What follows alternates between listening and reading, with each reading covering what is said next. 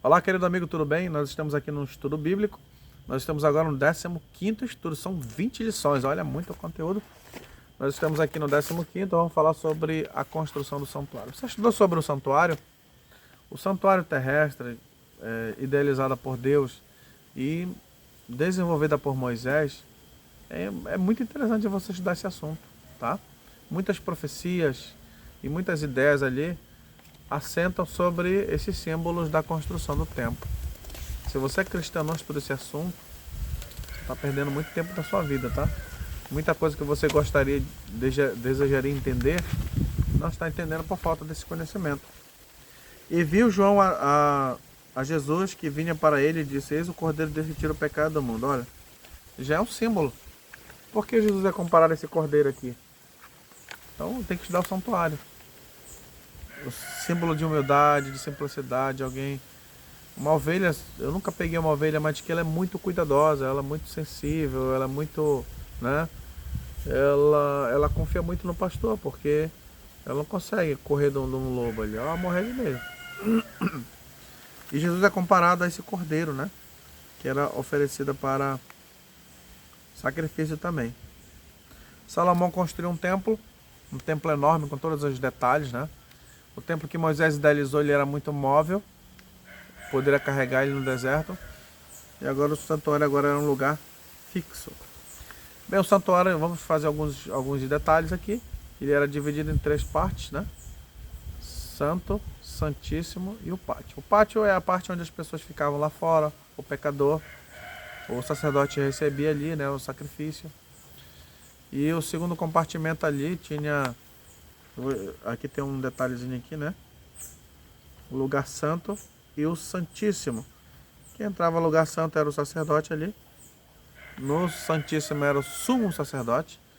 E geralmente o sacerdote acontecia todos os dias, de manhã à tarde, e o sumo sacerdote uma vez por ano, como o dia da expiação, tá bom? Dentro do lugar santo tinha alguns detalhes lá dentro. Tinha a mesa, né? Tinha um castiçal, candelabro, né? Então tinha um símbolo lá, são 7 velas, perfeito, né? Significa o Espírito de Deus, também em outros contextos explica sobre isso. Tinha uma mesa com 12 pães, não é difícil entender que 12, né, é muito utilizado, representava as 12 tribos de Israel. O pão também, Jesus muitas vezes falou: eu sou o pão da vida, então tinha muito significado. E o Santíssimo também tinha uns detalhes lá, né? Tinha uma arca com propiciatório, né? E lá tinha um anjo, né, cobrindo esse propiciatório. Lá dentro dessa caixa tinha as tábuas do mandamento. Por lá de fora tinha lá um rolo com livro, né, a vara de Arão e um potinho com o maná. Isso aí vai estudar durante a história. E também o significado, né, o sacerdote.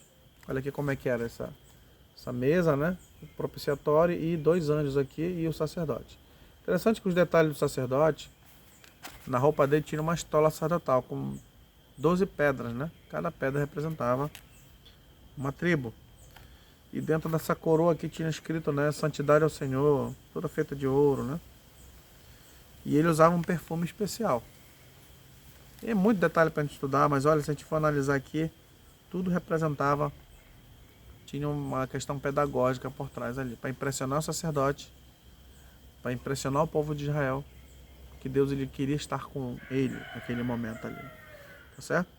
E interessante que Jesus ele é o nosso sumo sacerdote, é o nosso advogado. Em Israel, o sacerdote representava Deus com eles ali.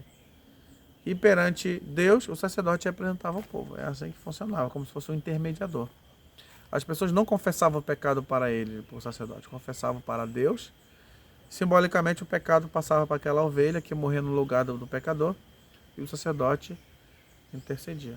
Veja que o sacerdote, a ovelha, o sangue, os detalhes do santuário, tudo apontava para quem?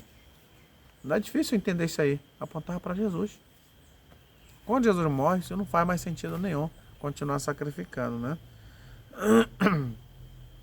Jesus, quando morreu, ele entregou seu espírito. Como o templo era dividido por uma... como é que chama? Um véu, né? Uma cortina. Diz lá que rasgou o seu véu em 2 ali, ó. Já não tinha mais divisão, não tinha mais santuário, porque o verdadeiro, o tipo e o antitipo, na sombra, passou. O verdadeiro aconteceu.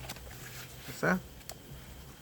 Então, nesse momento, o santuário, se você for estudar profecia de Apocalipse, você precisa estudar o santuário.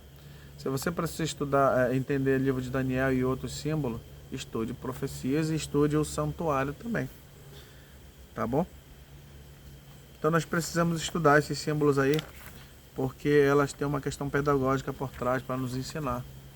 Que Cristo, Ele quer mostrar que o pecado é terrível, que nós precisamos de um mediador, de um advogado, e nós precisamos de um Espírito de Deus trabalhando para que nós possamos nos arrepender dos nossos pecados.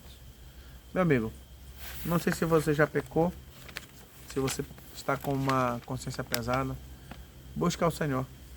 Ele é nosso advogado, Ele é nossa ovelha que morre por nós todos os dias. Arrependa dos seus pecados.